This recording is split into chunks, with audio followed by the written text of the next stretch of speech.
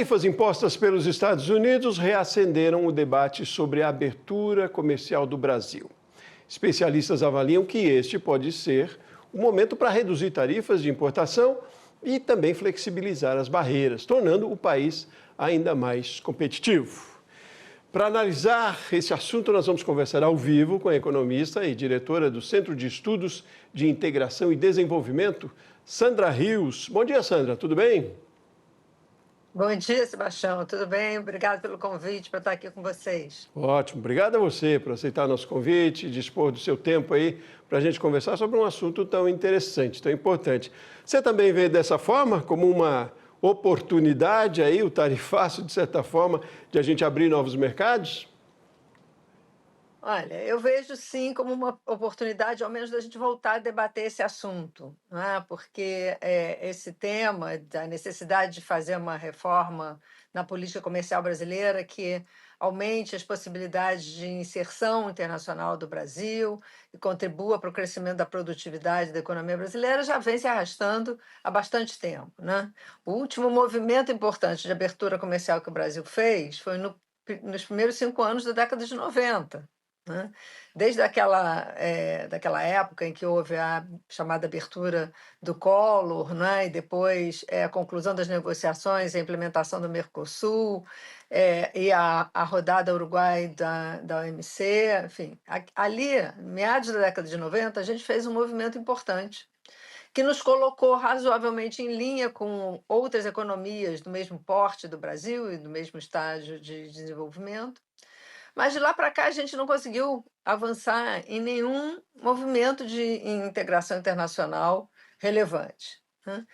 E a importância disso, eu acho que fica claro no próprio desempenho do agro. Quer dizer, a agricultura brasileira se beneficiou em muito daquele movimento de abertura comercial feito no início dos anos 90, né? Aquilo contribuiu para reduzir os custos de produção, não é? Melhorar o acesso a insumos, a máquinas, equipamentos importantes para a agricultura. Logo depois daquele período de abertura, a produtividade da indústria cresceu e a produtividade da agricultura continuou crescendo nos últimos 25 anos. Então, isso me parece que pelo menos esse momento em que as tarifas do Trump colocaram o Brasil numa situação complexa, né, precisando responder a esse movimento, esse debate volta à tona, a gente acredita que é um bom momento para voltar a discutir isso e para implementar uma nova política de inserção internacional. Mas, Sandra, dá para a gente dizer que esse avanço na nossa competitividade, principalmente do agro, talvez não tenha sido acompanhado pelo avanço nas negociações, apesar de termos, sim, pontuais alguns avanços, como você citou, mas a gente está crescendo mais do que o potencial que teria para abrir novos mercados, é isso? Eu acho que a gente está desperdiçando o potencial para abrir novos mercados, né? Porque fizemos poucos acordos, negociamos muito poucos acordos comerciais, nenhum muito relevante desde o Mercosul, né? Agora temos essa possibilidade de concluir e implementar o acordo com a União Europeia e com os países do EFTA, mas ficamos aí, né, parados nessa situação. E me parece que mais importante ainda do que conquistar novos mercados é aumentar a produtividade e, portanto, a renda real da economia brasileira, que também vai nos permitir que a população consuma mais alimentos, consuma mais produtos, o que também beneficia o agro. Então, tem esses dois lados, né? A abertura comercial pela via negociada, né? Que se a gente conseguir avançar na negociação de novos acordos, principalmente com os países asiáticos, né? Que crescem muito e têm mercados relevantes, isso abre novos canais de comércio para o agro. E, ao mesmo tempo, né, ao reduzir as tarifas de importação aqui para produtos industriais, a gente contribui para o crescimento da economia, para o crescimento da produtividade e para o aumento da renda real da população brasileira. Então, acho que tem esses dois vetores que são bastante importantes para impulsionar esse debate sobre a necessidade de abrir a economia brasileira. Duas frentes aí, né? Mas onde é que estão os gargalos, os desafios? O que é que acontece ainda para não se avançar mais, Sandra? Olha, eu acho que tem dois problemas essenciais para que a gente não consiga avançar na abertura da economia brasileira. Quer dizer, um é uma ideia enraizada, eu acho, na sociedade brasileira, de que o modelo de desenvolvimento ainda é um modelo baseado em substituição de importações. Aquele mesmo modelo que permitiu ao Brasil promover uma industrialização relativamente rápida ali nas décadas de 50 a 70, né? O Brasil se tornou um país de renda emergente, um país em desenvolvimento com uma indústria relativamente diversificada, é, um tanto sofisticada para a época. Né? Naquela época, a agricultura ainda era uma agricultura menos produtiva, a gente ainda tinha diversas questões na agricultura. E o que aconteceu de lá para cá? A agricultura deu um salto de produtividade, né? Deu um salto em termos de sua inserção internacional, porque, afinal de contas, ainda que a gente tenha tarifas e barreiras à importação de produtos agrícolas. No Brasil, as tarifas praticadas pelo Brasil são bastante inferiores à da maior parte dos países no mundo. Isso não aconteceu com a indústria, né? A indústria ficou parada, perdeu competitividade, né? O Brasil vem passando por um processo de desindustrialização e nós temos das barreiras tarifárias e também não tarifárias mais elevadas do mundo no setor industrial. Tem 13 países que têm tarifas mais altas que o Brasil na indústria.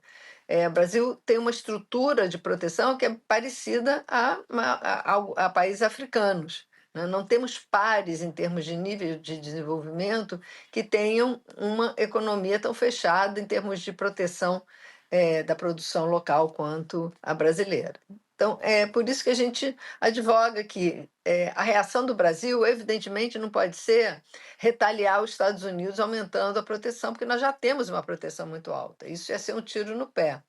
Então, a reação do Brasil tem que ser aproveitar esse momento para dar um impulso nas condições de produtividade e seus efeitos positivos na competitividade dos produtos brasileiros. Pois é, que sirva de uma lição, né, Sandra? Porque certamente, eu imagino, e você vai me dizer, não temos na história algo desse precedente, assim, né, dessa maneira. Tão impactante e, de certa forma, mostrou que não estamos tão preparados assim, né? Até porque os processos de conquista de novos mercados não são de uma hora para outra, né? A solução agora é encontrar novos mercados também, mas não é um trabalho de dia para a noite, né? Ou da noite para o dia, enfim. É rapidão isso também, né, Sandra? Exatamente, Zé. A gente vê que primeiro assim, a negociação de acordos comerciais leva muito tempo.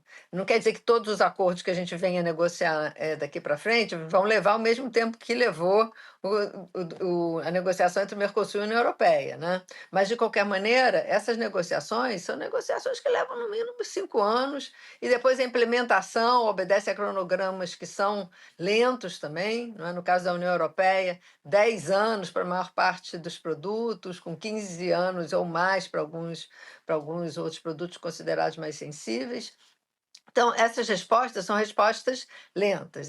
O agro vem negociando alguns acordos que são muito importantes para o setor, que tem a ver com reconhecimento de normas sanitárias, fitossanitárias, procedimentos, enfim, que ajudam a melhorar o acesso ao mercado, mas não necessariamente elimina tarifas, elimina outras barreiras ao comércio. Então, esse é um processo que leva tempo, como a gente evoluiu pouquíssimo ou nada nos últimos anos, e é preciso começar logo, começar com decisão. E eu acho que aí a sociedade brasileira tem que aceitar que, para abrir mercados para o agro brasileiro, por exemplo, é preciso abrir a economia brasileira também às importações, à competição com produtos de outros países. Eu acho que essa é a principal dificuldade que se tem no Brasil. Quer dizer, tem uma questão das ideias, a ideia de que o desenvolvimento industrial está associado à proteção da indústria, Não é? E, claro, tem os interesses do próprio setor industrial que procura manter o grau de proteção elevado que tem hoje. A questão é, isso não está dando certo. O Brasil está passando por um processo de desindustrialização, né? Todo esse arsenal de proteção que a gente adota não está ajudando a indústria a se desenvolver, né? A manter, ao menos manter sua participação no PIB. A desindustrialização está acontecendo de qualquer jeito. Então, acho que é importante a gente se dar conta de que esse modelo não está dando certo e é preciso a gente ingressar numa nova época. Já perdemos bastante tempo, né? O Brasil já perdeu a onda aí da globalização dos anos 90 e dos primeiros anos do século atual. Pois é curioso, né, Sandra, também que diferente dessas décadas, a gente tem um elemento novo aí que poderia ajudar em alavancar a indústria, por exemplo, na questão bem pragmática de eficiência, de produtividade, que é tecnologia, né? O agro soube aproveitar muito bem disso, a gente tem máquinas muito mais potentes, a gente tem a pesquisa também que ajudou em variedades muito mais produtivas, mas não parece um contrassenso? A gente tem muitos mais elementos, ou tem esse elemento a mais que traz a tecnologia, e, ao mesmo tempo, essa estagnação, sim, como você colocou, que depende muito de estratégia, muito de novas ideias, enfim, de política também para resolver isso. Mas, entrando nesse contexto, eu te pergunto pelo seguinte, como é que você vê o futuro disso? Como é que a gente vai, daqui a 10, 15 anos, falando aí desse nosso desenvolvimento e da economia, mas trazendo esse elemento, tecnologia, facilitadores para dentro de todo esse processo? Ou não é facilitadora a tecnologia nesse processo aí que junta política e economia? Me parece que tecnologia é fundamental, né? E o sucesso do agro brasileiro está bastante centrado nisso, né? Acho que houve uma combinação de fatores, né? Teve as pesquisas possibilitadas em grande medida pelo papel da Embrapa, teve a abertura da economia nos anos 90 que ajudaram ali o acesso à tecnologia, tem investimentos do setor do agro, e tem uma coisa evidente que são as vantagens comparativas que o Brasil tem nesse setor, né? O Brasil é o país dos recursos naturais, né? É o país que tem imensas possibilidades na área do agro, mas na área também da energia renovável, a contribuição que o país pode dar para a descarbonização, e isso vale também para a indústria. Quer dizer, a gente tem dois vetores aí empurrando a indústria no mundo. A indústria está mudando, e o que está apontando na direção do futuro são os vetores da descarbonização e o vetor da digitalização, né? Das tecnologias associadas à inteligência artificial, digitalização, etc. E o Brasil pode aproveitar esses vetores, inclusive para um processo de reindustrialização.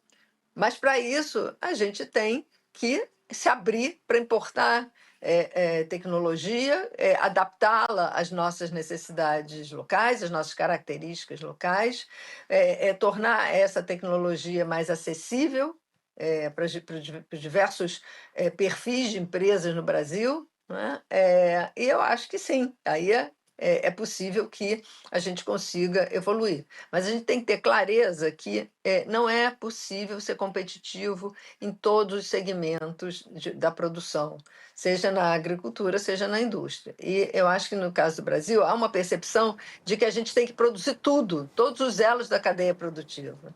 E isso não permite, evidentemente, integração em cadeias internacionais, porque se você quer produzir tudo, isso é uma visão autonomista, né, da forma de produzir. Sandra, me fale um pouquinho do artigo que você escreveu no livro Integração Comercial Internacional do Brasil. Que defesa você faz, que estratégia ou que solução, talvez, a gente pode dizer, você coloca no artigo? Olha, assim, esse livro ele teve como ideia original, motivação original, a percepção de que o Brasil precisa urgentemente fazer reformas para aumentar a produtividade da economia, né? Em particular a produtividade da indústria.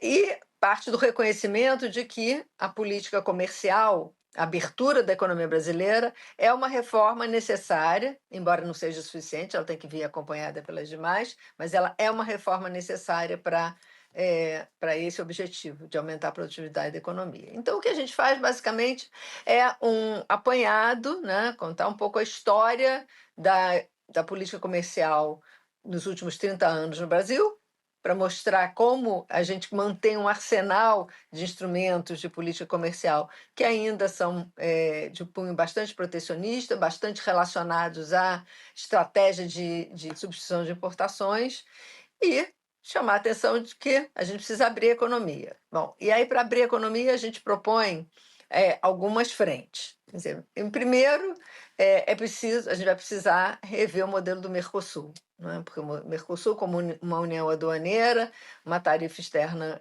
mantendo uma tarifa externa comum muito imperfeita, mas que, de fato, impede que os países façam reformas da política comercial de maneira unilateral. A gente, para reduzir as tarifas de importação, a gente precisa ter o acordo dos países do Mercosul, e isso é muito difícil. Então, precisa rever o modelo do Mercosul, talvez abandonar esse modelo de união aduaneira, focar, centralizar os esforços no aperfeiçoamento da área de livre comércio do Mercosul. Então, esse é o passo inicial. Em seguida, anunciar um novo cronograma de redução de tarifas de importação. A gente propõe que isso seja feito em 4 anos, porque a gente acha que é importante que o governo tenha compromisso com essa reforma e que adote uma reforma de maneira transparente, que seja anunciada de partida e que o cronograma seja implementado ao longo de 4 anos. Por isso, a gente não acha que é uma coisa para ser implementada agora, mas que a gente precisa iniciar esse debate para que o próximo governo venha a implementar. No final desses 4 anos, a gente está propondo levar a tarifa de importação para o nível dos países desenvolvidos, não. A gente está propondo levar a tarifa de importação, em termos de média, para algo parecido com outras economias em desenvolvimento, como o México, a Malásia, o Vietnã, a Indonésia, enfim, outros países que competem com o Brasil ou que têm status de desenvolvimento parecido com o do Brasil. Esse é um viés. O outro é ele reduzir as barreiras não tarifárias. E aí tem uma porção de medidas que a gente sugere para reduzir a burocracia, reduzir o número de produtos sujeitos a licenciamento de importações, procurar uma convergência regulatória entre regulamentos técnicos e medidas sanitárias e fitossanitárias no Brasil e os que prevalecem no mercado internacional. Reduzir os custos da importação de serviços. A importação de serviços no Brasil hoje é muito cara, particularmente pela incidência tributária na importação de serviços. E, por fim, a gente apresenta uma proposta de prioridades para negociação de acordos preferenciais de comércio, né, que incluem aqueles que já estão engatilhados, que o Brasil já começou a negociar, que, enfim, além do Mercosul, União Europeia e o EFTA, com acordo com o Canadá, com o México, mas a gente recomenda também que incorpore a essa agenda os países asiáticos e, como um fórum de diálogo, os países da ASEAN. Ótimo. Conversamos aqui no Agro Manhã, no Agro Mais, no canal Agro Mais, com Sandra Rios, economista, diretora do Centro de Estudos de Integração e Desenvolvimento. Sandra, muitíssimo obrigado pela sua participação. Foi um prazer, obrigada, até a próxima. Até a próxima, um bom dia.